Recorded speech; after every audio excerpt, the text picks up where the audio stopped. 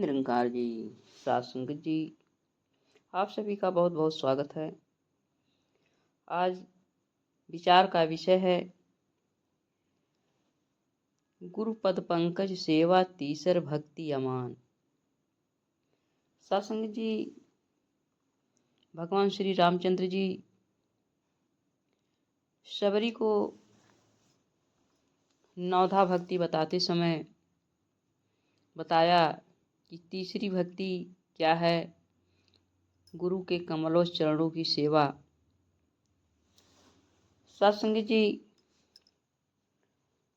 तीसरी भक्ति हमारी है कि हम सद्गुरु के चरणों में, अपने गुरु के चरणों में मन कर्म वचन से सेवा में लग जाएं। यानी भक्ति के लिए गुरु चरणों की सेवा अनिवार्य है और वह सेवा भी श्रद्धा पूर्वक होनी चाहिए। सेवा में अभिमान न आए। सत्संग जी, कहा जाता है कि जब सेवा में चतुराई और चालाकी नहीं होती है, सेवा श्रद्धा और नम्रता से की जाती है, तो यह सेवा जो है सद्गुरु को परवान होती है। ऐसी सेवा जो है सद्गुरु स्वीकार करते हैं। सत्संग जी, अब सेवा कैसे सद्गुरु की जाए? कहा गया है, तेरा रूप है संसार, सबका भला करो करतार।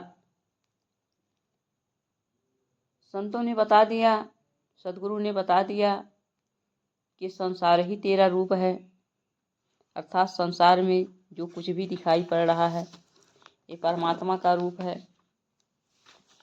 जड़ चेतन जग जीव जत सकल राममय जान।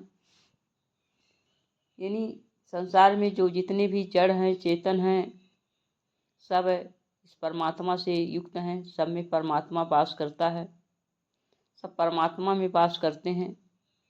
तो जब सब परमात्मा में है तो सेवा करने के लिए हमको ज़रूरी नहीं कि हम सद्गुरु के साकार शरीर को ही खोजें। साकार शरीर की ही सेवा हो सकती है। जब ये सद्गुरु सब में विराजमान है तो हम कहीं भी किसी भी संत की सेवा कर सकते हैं और ये सद्गुरु परवान करते हैं। सद्गुरु ने अपने वचनों में कहा भी है कि जो है सेवा करने के लिए ज़रूरी नहीं कोई संत हमारे पास तक आए, अगल बगल या परिवार में ही संत हैं, वहाँ भी सेवा की जा सकती है। सत्संग जी, एक बार कोई महापुरुष है बाबा जी के दर्शनों के लिए आए और वहाँ से कुछ खाद्य सामग्री, हलवा आदि बनाकर लाए थे। बाबा जी के दर्शनों के लिए बहुत से भक्त आए थे, लाइन में लगे थे। सत्संग जी, सेवादार सभी को बारी बारी से बाबा जी के चरणों में भेज रहे थे। उस संत ने कहा कि भाई, मैं इतनी दूर से आया हूँ और बाबा जी के लिए कुछ है पदार्थ समर्पण करने के लिए लाया हूँ, मुझे भी भेज दो। बाबा जी के सामने पहुँचे। उन्होंने कहा, बाबा जी, मैं फला जगह से आया हूँ और आपके लिए ख़ास तौर से ये हलवा बना के लाया हूँ। बाबा जी ने कहा, क्या आपके परिवार में या आपके इर्द गिर्द कोई संत नहीं थे? सत्संग जी, वो संत जो है लज्जित हो गए। यानी कहने का भाव है, उतनी दूर से यहाँ आने की क्या ज़रूरत थी? जब तेरा रूप है तो हमें कहीं भी किसी भी संत में सद्गुरु का स्वरूप देख करके, निरंकार का स्वरूप देख करके उसकी सेवा कर लेनी है। सेवा परवान हो जाती है। सेवा में भावना की बात होती है।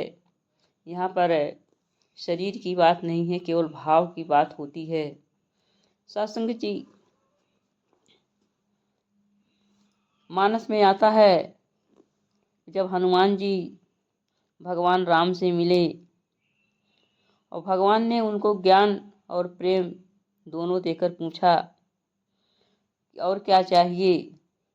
तो हनुमान बोले आपकी भक्ति चाहिए। सत्संग जी उन्होंने ये नहीं कहा कि मुझे धन दौलत चाहिए, मुझे राजकाज चाहिए। उन्होंने केवल भक्ति मांगा, परमात्मा के कमल चरणों की भक्ति मांगा। भगवान ने उन्हें अनन्य भक्ति प्रदान किया। अनन्य भक्ति दे करके उनको निहाल कर दिया। सत्संग जी अनन्य भक्ति यही है कि जड़ चेतन जग जीव जस सकल राममय जान, यानी संसार में जो कुछ भी दृष्टिगोचर हो रहा है, जहाँ तक हमारी दृष्टि पहुँच रही है, सबको राम से ओतप्रोत हमें जानना चाहिए। सब में परमात्मा है और सब परमात्मा के अंदर है। यही अनन्य भक्ति है सत्संग जी। इस तरह से गुरु की सेवा शरीर से दूर रहकर भी की जा सकती है। तभी तो भगवान राम के पास सेवा में लगे हुए लक्ष्मण जो है भगत नहीं यति कहलाए, और भगवान राम से दूर भरत है जो है भगत कहलाए। तो सत्संग जी हमें साकार शरीर से नहीं जुड़ना है, क्योंकि सदगुरु जो होता है शरीर नहीं होता है, ज्ञान होता है। उस ज्ञान को हम देखें, ये ज्ञान जो है हर जगह है। सत्संग जी भांति भांति के वचन संतों के सुनने और पढ़ने को मिलते हैं। कभी कभी बुद्धि विचलित भी होती है, परमात्मा में अचल और स्थिर नहीं होती है सत्संग जी। लेकिन हमें कुछ भी नहीं देखना है, हमें जो है इस परमात्मा का, इस सदगुरु का केवल ज्ञान देखना है। ज्ञान को यदि हम देखेंगे तो हमें चारों तरफ जो है यही दिखाई पड़ेगा सत्संग जी। सेवा करने के लिए हमें जो है कहीं दूर जाने की ज़रूरत नहीं होगी, हम अपने घर में ही सेवा कर सकते हैं और इस सदगुरु स्वीकार करता है। एक बार एक बहन जी जो है बॉटल में कुछ जूस जैसा ली थी और बहनों की सेवाएं चल रही थी। एक बहन के पास छोटा बच्चा था, बच्चा प्यास से परेशान था। बहन जी ने कहा कि बहन बॉटल में पानी ली हूँ, मेरे बच्चे को दे दो, मेरा बच्चा बहुत प्यासा है। बहन जी ने कहा नहीं, पानी नहीं है, जूस है, मैं इसको बाबा जी के लिए ले आया हूँ। सत्संग जी इस तरह से बहन ने वो जूस दिया नहीं। वही बहन जब जूस लेकर नमस्कारी की लाइन में लगी और बाबा जी को समर्पित करने लगी, तो सदगुरु ने सीधे कह दिया जब मैं मांग रहा था तो तूने नहीं दिया। सत्संग की बात साफ जाहिर हो जाती है कि हम जो है भूल जाते हैं, और भूल हमसे जब हो जाती है तो पश्चाताप करने से कुछ नहीं मिलता है। इसलिए सत्संग जी हम जो है सदगुरु के साकार शरीर से ना जुड़ करके हम इनके ज्ञान से जुड़ें, और सेवा जो है हम हर जगह रह करके इस सदगुरु की सेवा, इस निरंकार की सेवा तो हो नहीं सकती है।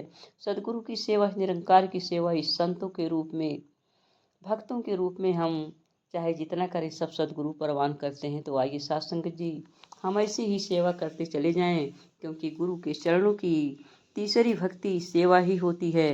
इसलिए सेवा में अपने मन को लगाएं, क्योंकि सेवा का फल मेवा होता है। प्यार से कहना, धन निरंकार जी।